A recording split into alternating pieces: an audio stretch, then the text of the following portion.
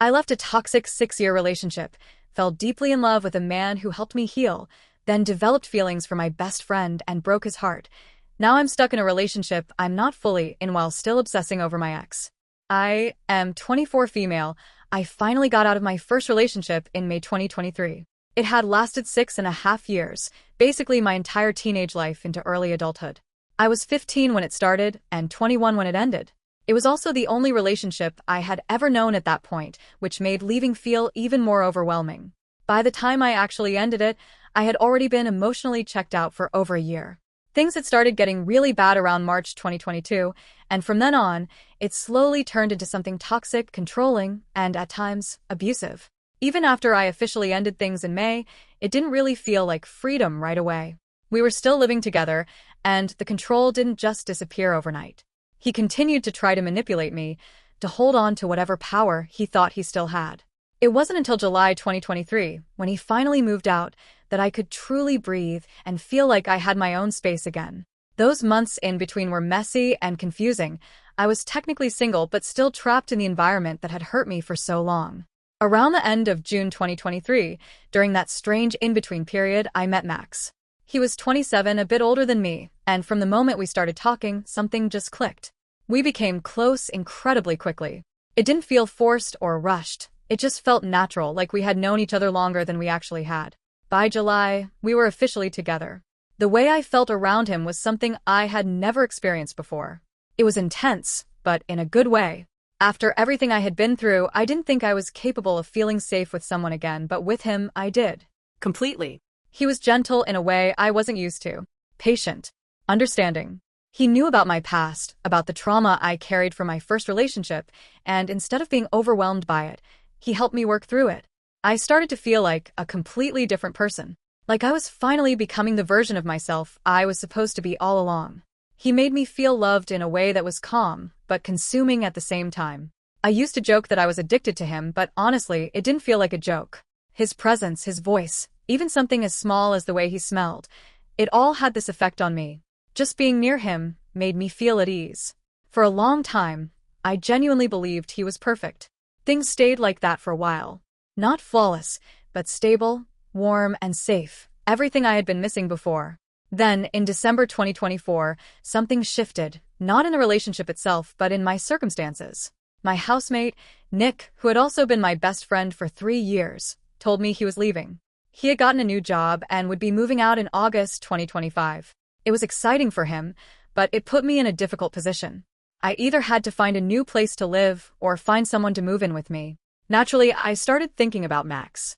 By that point, we had been together for over a year, and by the time August rolled around, it would be just over 2 years.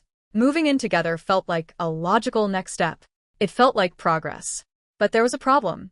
Max was still living with his mom. He was self-employed and only worked part-time. Financially, he just wasn't in a position to move out. At first, I tried to be understanding. Not everyone moves at the same pace in life, and I didn't want to pressure him unfairly. But as the months passed, the reality of my situation started to weigh on me. I needed stability. I needed a plan. By early 2025, I had already started saving money just in case I had to move out on my own. I didn't want to be left scrambling at the last minute. But at the same time, I still hoped we could make it work, that we could take that next step together. By March 2025, I knew I needed a clear answer. I brought it up seriously with Max. Not in an aggressive way, but honestly. I asked him if he saw us moving in together, if he was willing to work toward that, maybe pick up more work, build some financial stability. His response was never a clear yes or no. It was always maybe. And that word started to frustrate me more than anything else. The more time went on, the more stressed I became. It wasn't just about the living situation anymore. It started to make me question everything. If he couldn't commit to something like this, something practical and necessary, then what did that say about our future? Did we even want the same things? I started noticing that while he loved me deeply, of that I had no doubt, he didn't seem willing to push himself to grow or change in order to build a life together. And that realization hurt more than I expected. I confided in Nick about everything. By that point, I was exhausted from going back and forth in my own head. I told him about the maybes, about the uncertainty, about how unhappy and stressed I had been feeling. He told me that I had been uncertain for a long time, that I had been carrying this stress for months, and that deep down, I already knew the answer.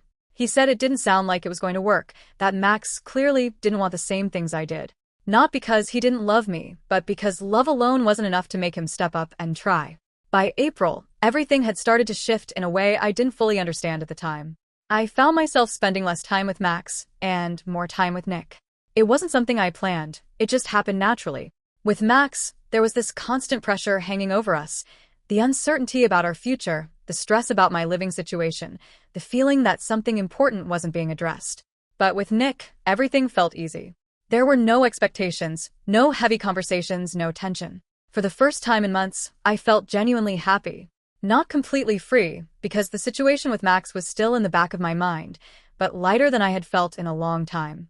Nick and I had always been close, but during that period, we got even closer. We laughed more, talked more, and spent hours together without it ever feeling draining. That's when things started to get complicated. I began to notice a shift in how I felt around him.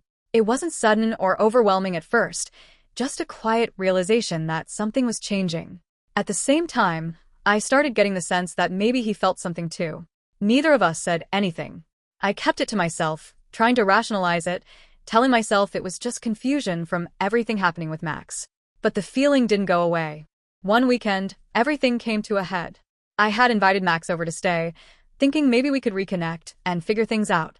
Instead, he showed up early as a surprise with bags. A lot of them. He told me he wanted a trial moving in, that if things went well, he would just stay permanently once Nick left in August. It should have made me happy. It should have felt like progress. Instead, it terrified me. The suddenness of it, the lack of discussion, it triggered something deep in me that I hadn't fully healed from. It reminded me too much of my past, of losing control in a relationship. I didn't feel safe or excited. I felt overwhelmed. I ended up crying and hiding away because I didn't know how to process it. I let him stay the night, but the next day I asked him to go home and told him I needed time to think. After he left, I talked everything through with Nick. I told him how scared I had felt, how wrong it seemed. He said something that stuck with me, that I should have felt excited, not afraid, and that maybe that was a sign the relationship wasn't right for me anymore. Hearing that made things clearer, even if it didn't make them easier. On May 1st, everything shifted again when Nick told me he had feelings for me. It felt like everything I had been trying to ignore was suddenly out in the open. I told him I was terrified, but I also admitted that I thought I felt the same way. Saying it out loud made it real, and I knew I couldn't keep pretending things were fine with Max. The next day, May 2nd, I went straight from work to see Max. I didn't wait or overthink it anymore. As soon as I saw him, I broke up with him. I was crying harder than I ever had in my life. It felt like my heart was tearing itself apart. I loved him, I really did, but it didn't feel right to stay in a relationship when I was full of doubt and starting to feel something for someone else. That wasn't fair to him. I didn't tell him about Nick. I just told him there was too much uncertainty and that I needed time to clear my head. I said maybe we could work things out in the future, even though I wasn't sure if that was true. I told him I loved him, and then I left. I cried the entire way home, and even after that, it didn't stop. The next couple of weeks were chaotic and confusing. Max kept messaging me, asking to talk, asking to see me, trying to fix things. And I kept refusing. Part of it was because I didn't know what to say, and part of it was because Nick encouraged me to keep my distance. So I did. But at the same time, I spent even more time with Nick. Looking back, I can see that this was where things really started to go wrong. Everything moved too fast. About 2 weeks after the breakup, Nick made a move on me, and I kissed him back. The next day, we slept together. It felt good in the moment, but also wrong at the same time. Like I hadn't given myself the space to process anything. After that, everything just kept accelerating. June, July, August, it all blurred together. I didn't stop to think about what I had lost with Max or what I was actually feeling. I just kept moving forward because it was easier than facing it. By September, everything I had been avoiding came crashing down on me all at once. The sadness, the grief, the guilt, the regret, the shame, the confusion. It was overwhelming. I realized I hadn't processed anything. I had just buried it under something new. I tried to reach out to Max because I thought maybe if I told him the truth, if we could talk honestly, it might bring some kind of closure. But he didn't want to meet. He was still hurting, he was in therapy, and he had a new girlfriend. It made sense, but it still hurt more than I expected. So, I kept everything inside instead. I didn't talk about it. I didn't deal with it. I just let it build and build until it became too much. By October, I felt completely overwhelmed by everything, by my choices, by the consequences, by the emotions I couldn't sort through. And in that state, I made a decision I wish I hadn't. I tried to end my life. Things with Nick have been complicated ever since everything happened. It's never been steady. We go through these intense highs where everything feels perfect, where we laugh like we used to when we were just best friends, where we understand each other without trying, where it feels like we fit naturally. But then the lows come, and they're just as intense in the opposite direction. Arguments that spiral, emotions that feel too big, moments where I feel completely disconnected from him even when he's right in front of me. The hardest part is that I know how he feels about me. He's all in. To him, I'm the love of his life. He talks about me the way I used to talk about Max, the way I used to feel about Max. That kind of consuming, certain love. And I care about him deeply, I really do. I love him in my own way. But it's not the same. It doesn't feel the same. It doesn't reach that same depth that I felt before, and I hate myself for noticing that difference. Because it makes me feel like I'm doing something wrong just by existing in this relationship. By December, everything inside me started to unravel again. I slipped back into patterns I thought I had left behind. My eating disorder came back, and not quietly. It took over quickly, like it had been waiting for the chance. At the same time, I started hurting myself again. It became a way to deal with the thoughts I couldn't control, the guilt I couldn't silence. I go through phases now. A few weeks where I feel almost okay, where I can function, where I can convince myself I'm moving forward. And then it flips. Suddenly, I'm in this dark place again, completely overwhelmed, stuck in my own head. When it gets bad, it gets really bad. I think about Max constantly. Not in a passing way, obsessively. It scares me how intense it is. I replay memories, imagine conversations, wonder what he's doing, who he's with. I miss him in a way that feels physical, like something is actually missing from me. I still love him. That hasn't gone away. Sometimes I catch myself thinking that I'll see him again one day. Not in a logical way, but in this quiet, persistent belief that somehow our paths will cross again. I don't know when, and I know realistically he won't reach out. He's not that kind of person, but part of me feels like I'm waiting anyway. And when I'm in that state, everything else fades. I can't feel properly connected to Nick. I can't return the love he gives me. I just feel sad. Heavy. Stuck in something I created, but can't seem to escape from. That's the part that hurts the most. I know I made these choices. No one forced me. I left Max. I moved on too fast. I didn't give myself time to process anything. So, why does it still hurt this much? Why does it feel like I'm being punished over and over again by my own mind? In February 2026, it all became too much, and I broke up with Nick. I told him I couldn't cope, that I needed space to heal before I could show up for him properly. And for a while, it actually felt like I was getting stronger. Like I was finally facing things instead of running from them. I started to believe that maybe I could move forward. So, at the beginning of March, we got back together. I thought I was ready. I thought I had figured something out. But now I feel like I'm back at the start again. The same thoughts, the same pain, the same confusion. And I'm exhausted. I feel trapped between two choices that both hurt. Staying with Nick when I can't fully give him what he deserves feels wrong. But the idea of leaving him again, of losing him too, feels unbearable. It feels like I'll break either way. And lately, those thoughts have been getting darker again. I hate admitting it, but I've started thinking about ending things again. Planning it. Escaping all of this.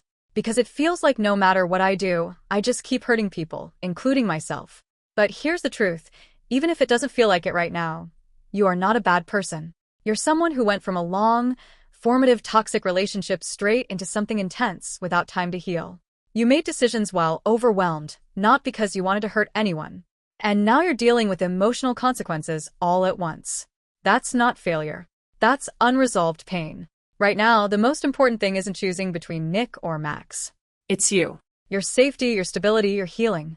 Because no relationship, past or present, can feel right if you're this overwhelmed and hurting. You don't have to solve everything today. You don't have to decide your entire future right now. But you do need support. If you can, please consider talking to a therapist or counselor. If that feels too big, start smaller, one trusted person, even if it's just to say, I'm not okay. And if things feel like they're getting too close to that edge again, please reach out to a helpline. You deserve to stay here long enough to actually heal from this.